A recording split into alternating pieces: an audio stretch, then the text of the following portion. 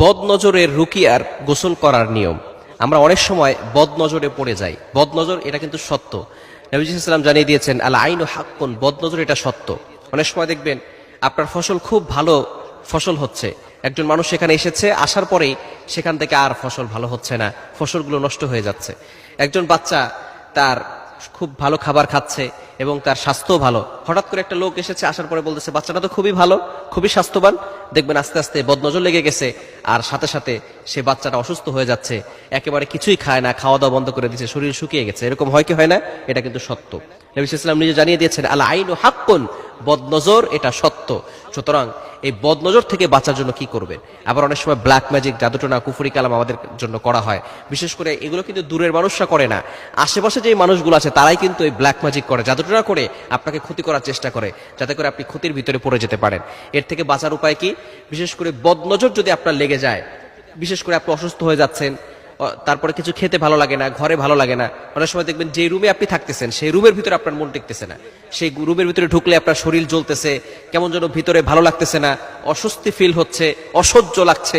এরকম যদি হয় তাহলে মনে করবেন কেউ হয়তো ব্ল্যাক ম্যাজিক করেছে অথবা বদনজর লেগেছে। এটা হলেই সাথে সাথে আপনি গোসল করবেন। কিভাবে গোসল করবেন? প্রথমে একটা পাত্র নেবেন, বড় যে গামলাগুলো আছে অথবা যে বল যেগুলো আছে, বড় একটা পাত্র নিয়ে সেখানে পানি ঢালবেন।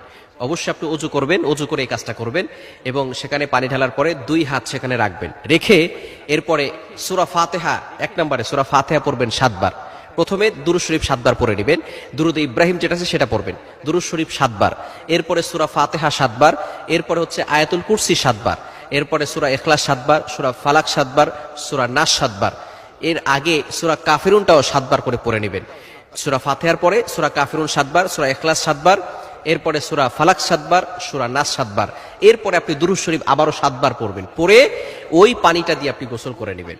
পানিতে আর ফু দিতে হবে না, যেহেতু আপনি হাত ওইখানে দিয়েই রেখেছেন, ওইখানে আর ফু দিতে হবে না, ওই পানিটা আপনি কি করবেন? গোসল করে নেবেন। অবশ্য আমাদেরকে খেয়াল রাখতে হবে, এই আমলটা কিন্তু টয়লেটের ভিতরে করা যাবে না।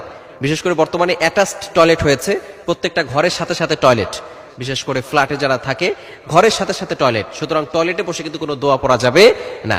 এভাবে গোসল করবেন, ইনশাআল্লাহ আল্লাহ পাক রব্বুল আলামিন অবশ্যই এই বদনজর থেকে, কুনজর থেকে, হিংসুক চোখ থেকে আল্লাহ তাআলা আপনাকে হেফাজত করবেন।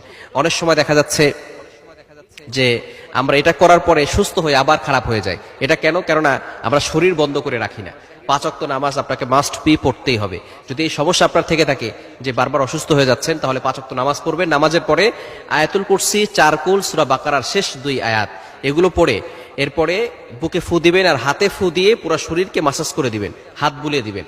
তাহলে আপনার শরীর বন্ধ থাকবে, আপনাকে কেউ কোনো ক্ষতি করতে পারবে না।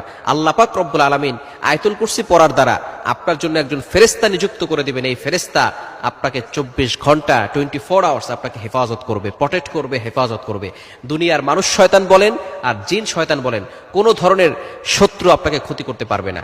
এজন্য এই আমলগুলো করলে আল্লাহ পাক রব্বুল আলামিন বিপদ থেকে, বালা মুসিবত থেকে এবং বদনজর থেকে আমাদেরকে হেফাজত